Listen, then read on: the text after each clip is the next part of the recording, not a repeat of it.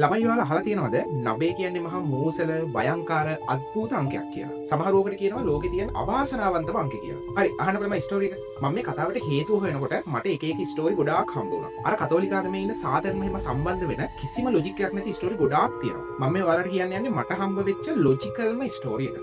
ඔන්න බලන්නකෝ. 9 වරක් 2 බලන්න. 9 වරක් 2 18යි. 1යි 8යි එකතු කළාම කීයද? 9 එනවා. 9 වරක් 3 බලන්න. 9 වරක් 3 27යි. 2යි 7යි එකතු කළාම ආපහු 9 එනවා.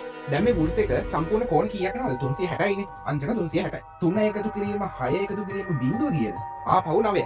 ත්‍රිකෝණයක අභ්‍යන්තර කෝණ තුනේ එකතුව කීයද? අංශක 180. 1 එකතු කිරීම 8 එකතු කිරීම බිඳුව කීයද? ආපහු වෙන්නේ 9. බලන්නකො මේ හැම දෙයකම 9 තියනවා වගේ දෙයක් ඔයාලට තේරෙනවද? ඔන්න ඔය හේතුව හින්දා ගොඩක් අය විශ්වාස කරනවා මොනතරම් 9 තියෙන ඉලක්කම් එක වැඩක් පටන් ගත්තත් ආපහු මුලටම එන්න සිද්ධ වෙනවා කියලා. ඔයාලා දන්නවද මේ කන්සෙප්ට් එක මාර පවර්ෆුල්. කොච්චර පවර්ෆුල්ද කියනවනම් ලෝකෙ ලොකුම බ්‍රෑන්ඩ්ස් පවා බයයි මේ 9 කියන ඉලක්කම එකතු කරලා එයාලගේ ප්‍රොඩක්ට්ස් එළියට දාන්න. පොඩ්ඩක් මතක් කරලා බලන්න ඔයාලා හැමෝම දන්නේ Apple phone එක Apple 9 එකක් ආවේ නැහැ නේද? අපේ අර Elon Musk Tesla කියන කාර් කම්පැනි එක මතකයි නේද? ඒකේ Tesla Model 9 කියලා එකක් ආවද?